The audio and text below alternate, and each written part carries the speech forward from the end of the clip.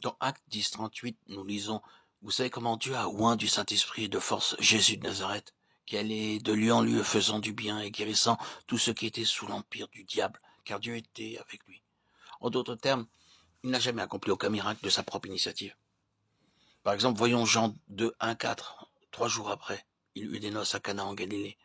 La mère de Jésus était là et Jésus fut aussi invité aux noces avec ses disciples. Le vin ayant manqué, la mère de Jésus lui dit « Ils n'ont plus de vin. » Jésus lui répondit « Femme, qu'y a-t-il entre moi et toi? Mon heure n'est pas encore venue. » Elle pensait qu'étant la mère, elle pouvait le commander. « Mon fils, s'il te plaît, voudrais-tu venir et faire quelque chose ?» Il n'allait pas le faire parce qu'elle le lui demandait. Il faisait la volonté de son Père.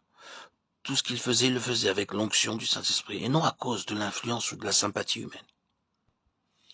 Jean 4,4 dit « Comme il fallait qu'il passe par la Samarie. » Il est probable que les disciples se demandaient pourquoi le Seigneur passait par ce chemin.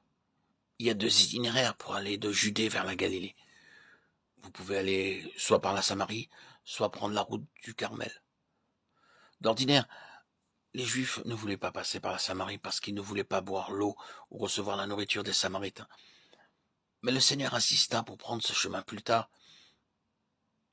Il leur dit dans Jean 4, 34, « Ma nourriture est de faire la volonté de celui qui m'a envoyé et d'accomplir son œuvre. » Il passa par la Samarie pour faire la volonté de son Père, pour aider la Samaritaine dans le besoin. Il allait de lieu en lieu en faisant du bien sur l'ordre de Dieu, sous la contrainte de la volonté du Père. Une des grandes intentions du Saint-Esprit est de nous envoyer vers quelqu'un qui est dans le besoin.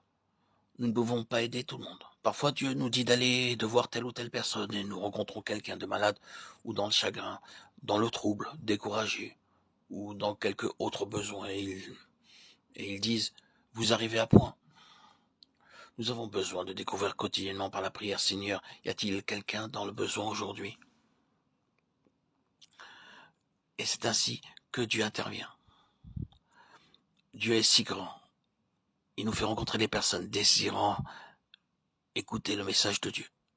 Si nous sommes loin du Saint-Esprit, Dieu nous donne un message de réconfort, d'espoir et de salut. Il nous conduit vers les personnes qui ont besoin d'entendre ce message.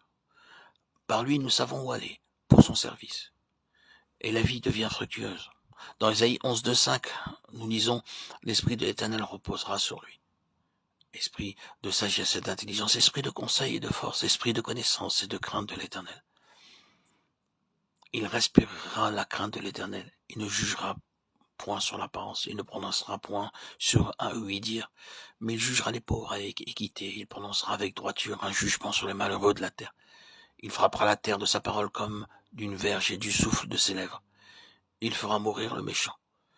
La justice sera la ceinture de ses flancs et la fidélité la ceinture de ses reins. C'est la 4e œuvre du Saint-Esprit dans la vie du Seigneur Jésus-Christ, la parfaite sagesse. Il prononçait chaque parole avec puissance et autorité. Voyez Matthieu 7, 29, car il enseignait comme ayant autorité et non pas comme leurs scribes. Lisez Jean 7, 46, les huissiers répondirent, jamais homme n'a parlé comme cet homme. Les huissiers tremblaient à ces paroles, et dans Jean 8, 5, 9, Moïse, dans la loi, nous a ordonné de lapider de telles femmes. Toi donc, que dis-tu? Il disait cela pour l'éprouver, afin de pouvoir l'accuser. Mais Jésus s'étant baissé, écrivit avec le doigt sur la terre.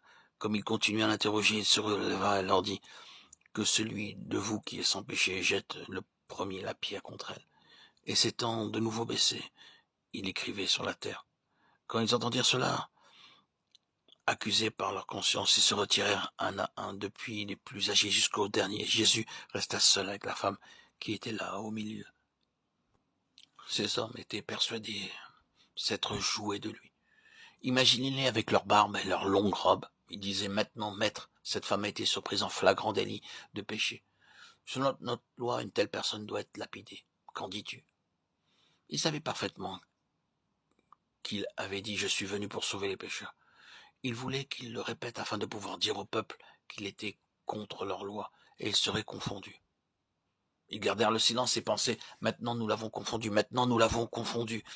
Ils étaient si sûrs. Mais l'histoire nous dit depuis les plus âgés jusqu'aux plus jeunes, tous en allèrent. Ils les connaissaient tous. Ils les connaissaient bien.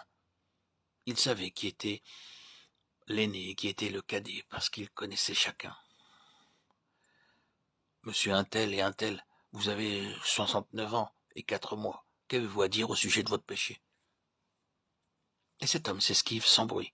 Puis le second, maintenant, monsieur untel, vous avez 65 ans, 3 mois et 5 jours, et ce péché, il disparaît. Puis le troisième, monsieur untel, vous avez 49 ans. Qu'avez-vous à dire au sujet de ce péché?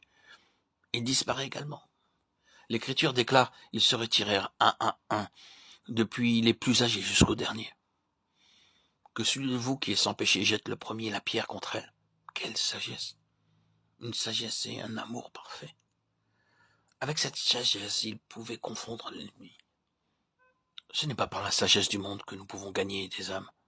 Les gens pensent qu'avec de l'intelligence, des méthodes modernes et par la sagesse mondaine, nous pouvons obtenir un réveil. Mais ce n'est pas possible. Nous avons besoin d'une sagesse, d'une autorité et d'un amour divin, céleste et spirituel. Notre Seigneur déclare dans Jean 8, 11, « Je ne te condamne pas non plus, va et ne pêche plus. » Quel amour! Quelle merveille! C'est somptueux. Il lui pardonna et la changea également. Il lui commanda, va et ne pêche plus. Il lui donna la puissance de le faire.